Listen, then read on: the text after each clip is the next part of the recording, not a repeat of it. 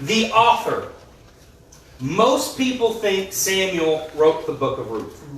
But there is no evidence of that. There is no evidence on who actually wrote the book of Ruth. Some scholars were saying that a woman wrote it because of the way it's portrayed, because we're reading it through Naomi's eyes.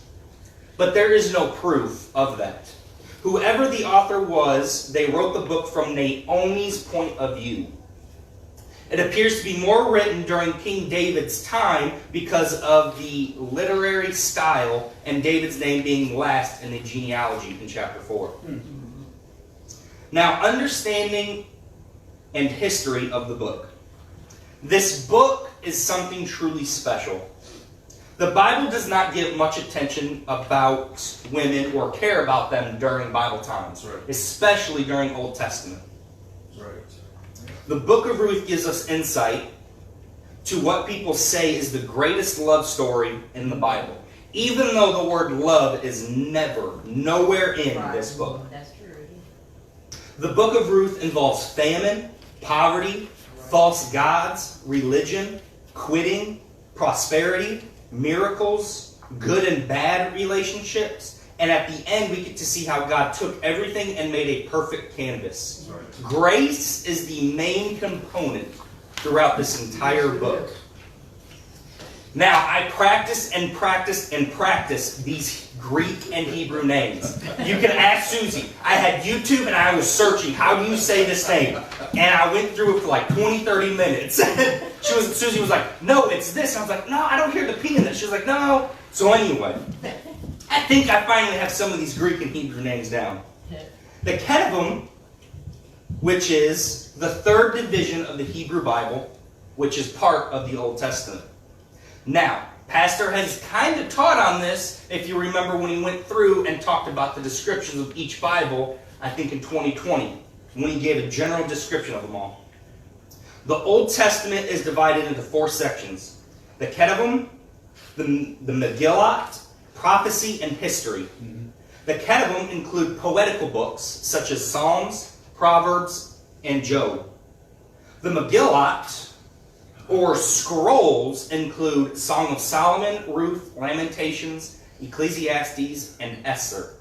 The prophecy includes Daniel, and the history includes Ezra, Nehemiah, and the 1st and 2nd Chronicles.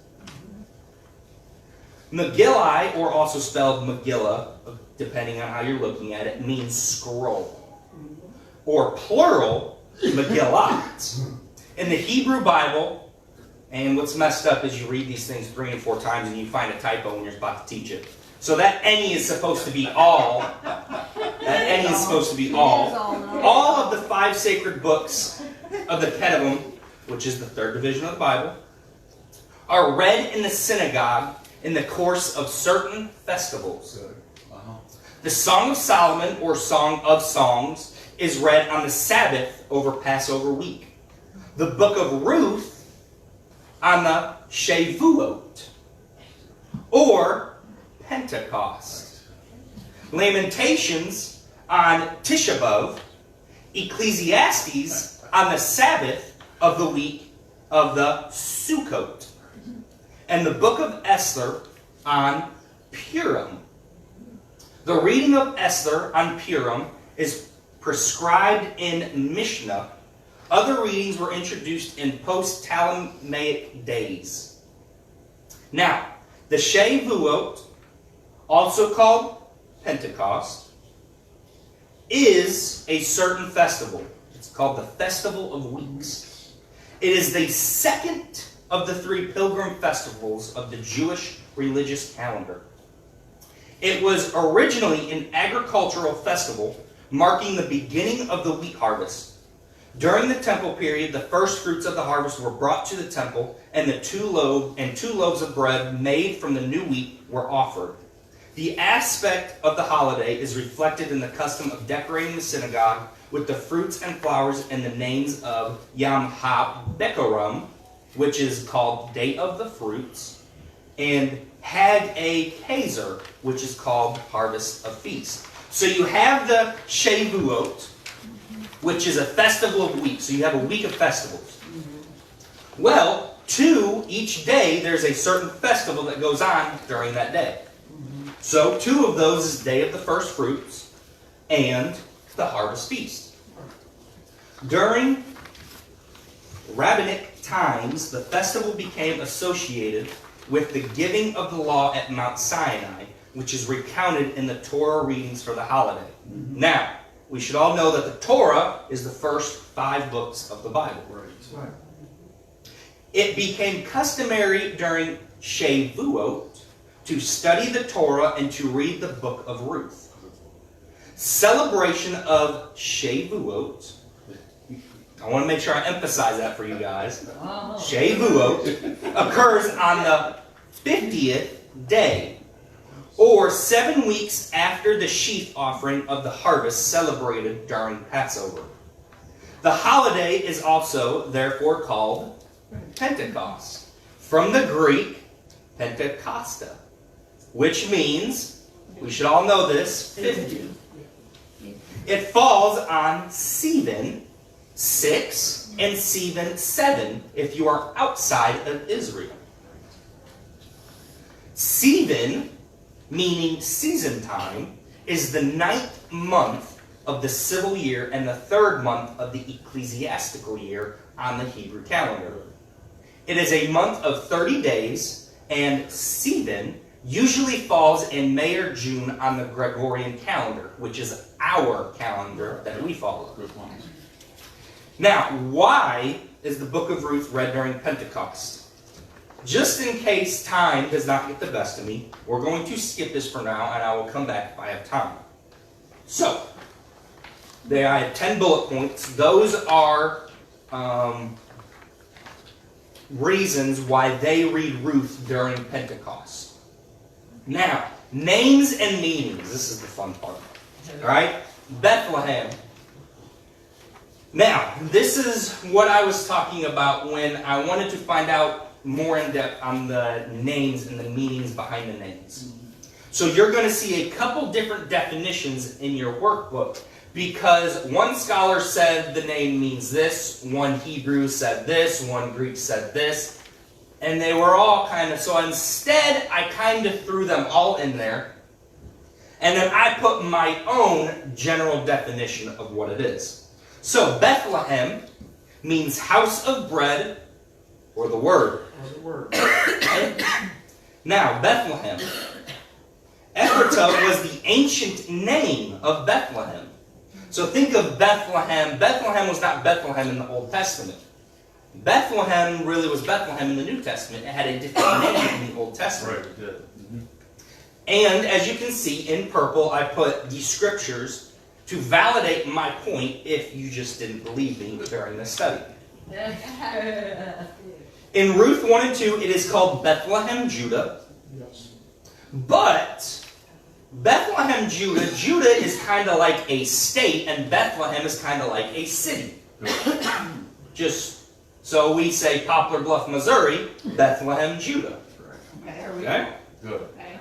But the inhabitants in the Old Testament are called Ephrathites. You can get that in Micah 5 and 2. Bethlehem Ephraimite in Matthew 2 and 6. Bethlehem in the land of Judah in those other scriptures. Now, Boaz means in him is strength. Now we need to understand Boaz is a type of Christ in the book of Ruth. Okay, he is a redeemer. Okay, now, some of you ladies have a problem because instead of going after Boaz, you go after Bozo. Come on! Preach!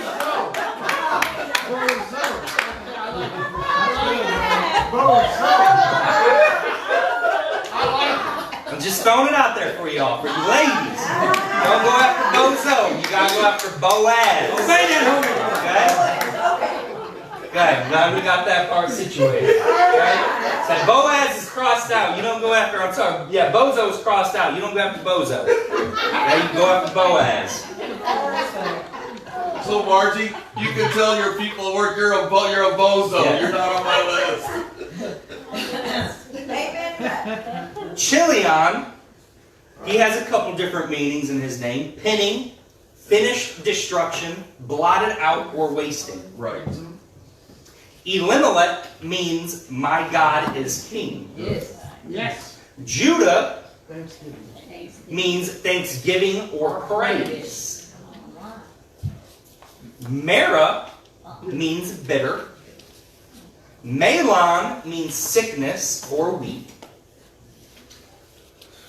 Now, there was some more information that I wanted to put into this, but due to time I couldn't, so I didn't have time to research it. But I wanted to throw it out there just because it's very interesting of this literature that I found on how someone took this and put it into a different context.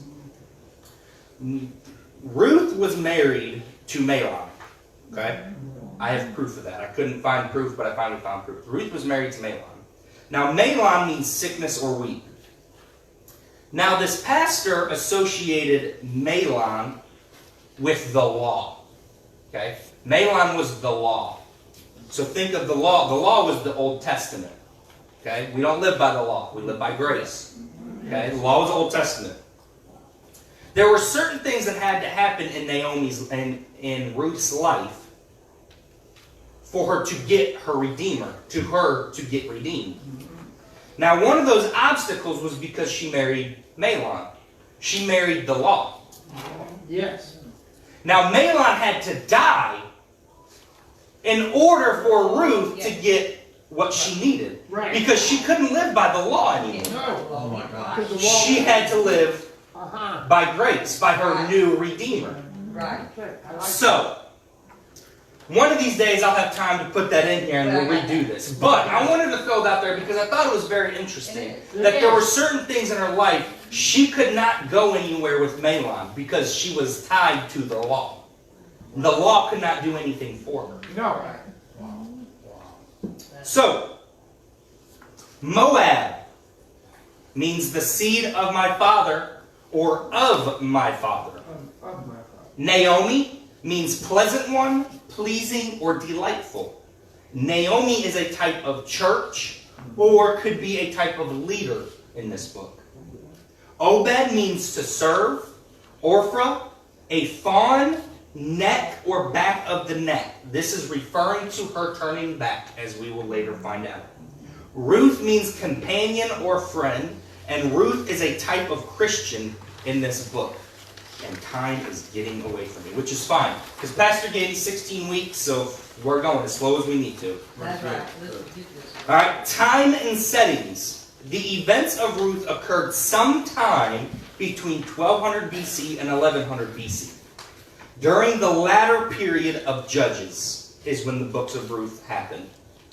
We know Judges started around 1380 BC, and David's birth was around 1050 BC.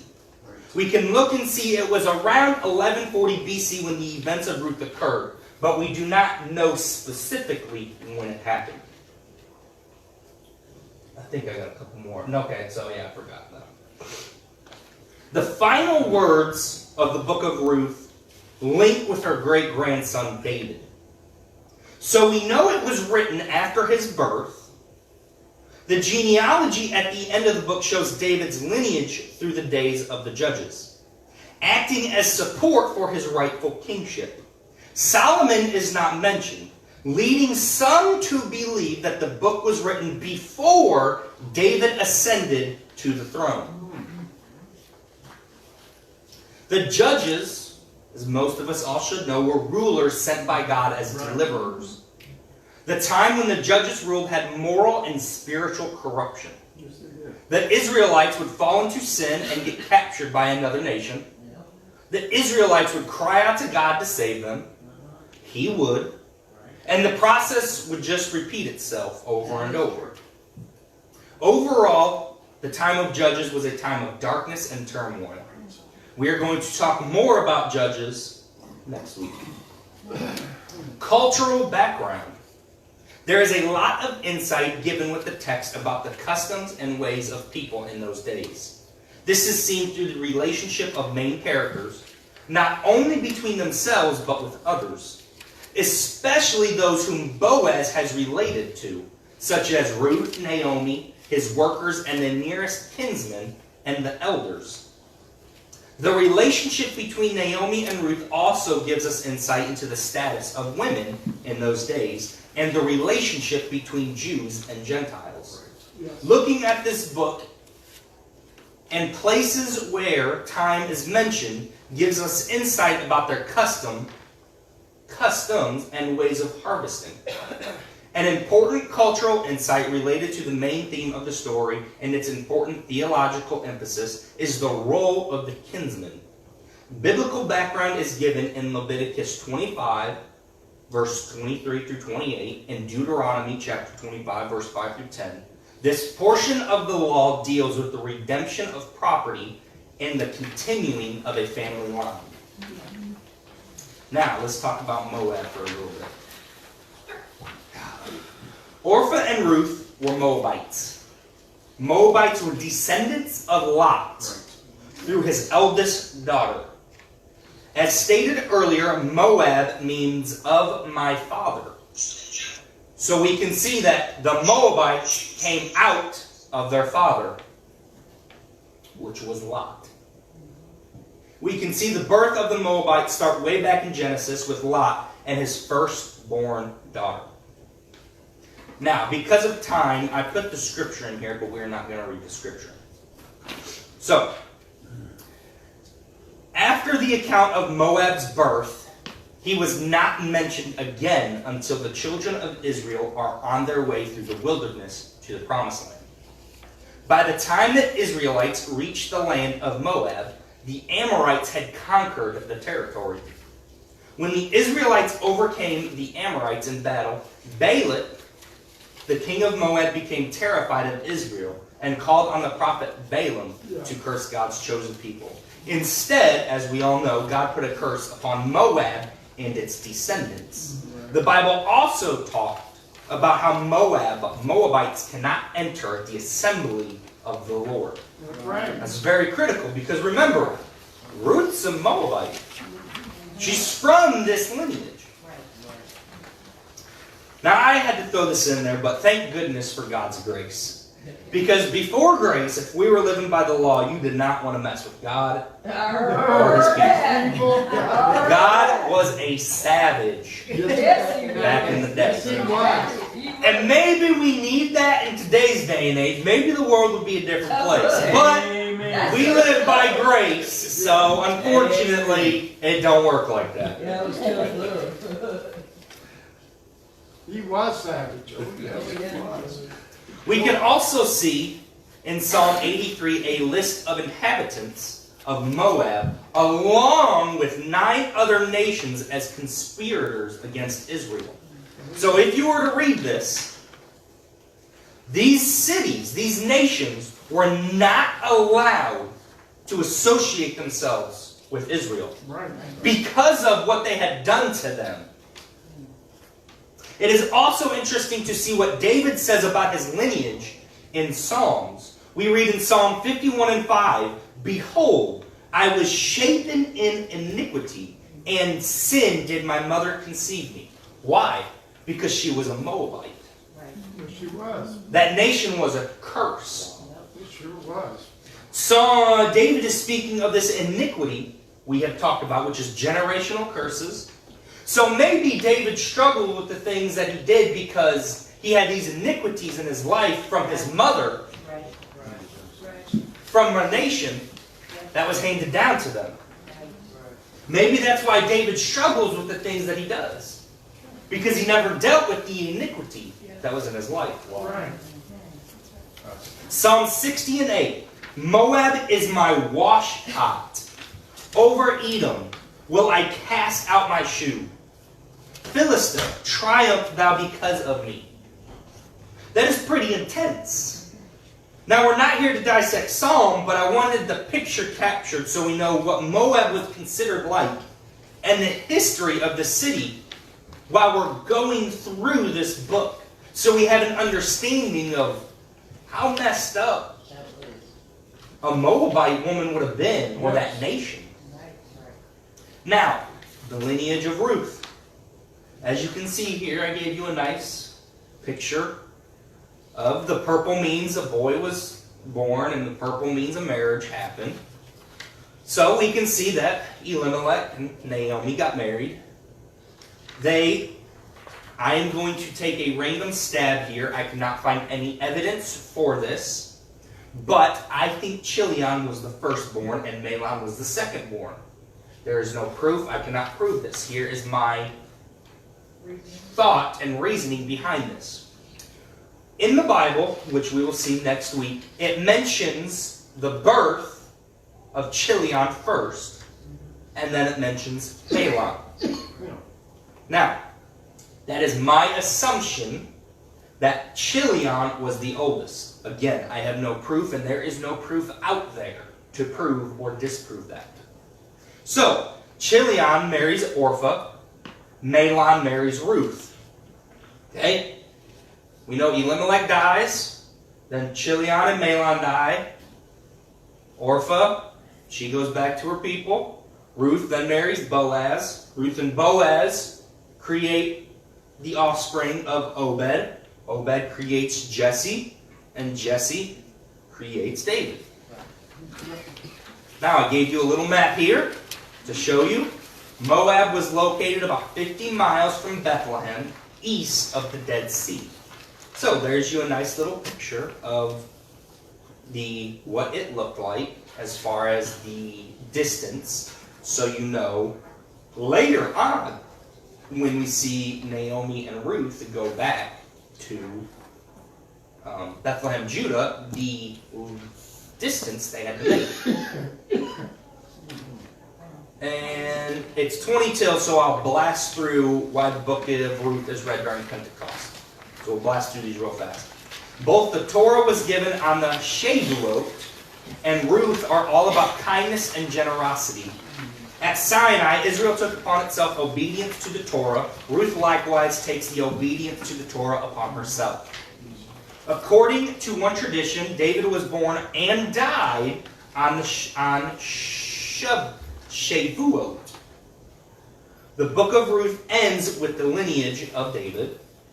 Shavuot is connected to the barley harvest, also called Bikurim in the Bible. So too is the story of Ruth.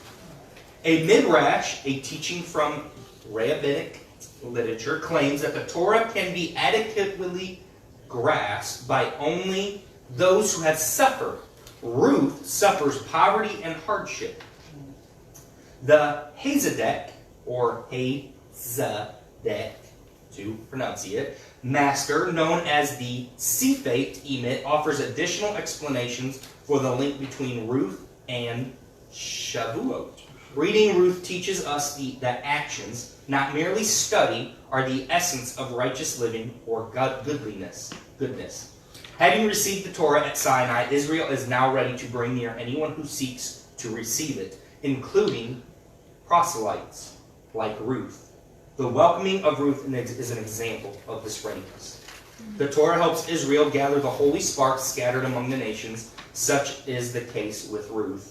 And the last point, in taking the Torah upon themselves at Sinai, the Jewish people all became proselytes.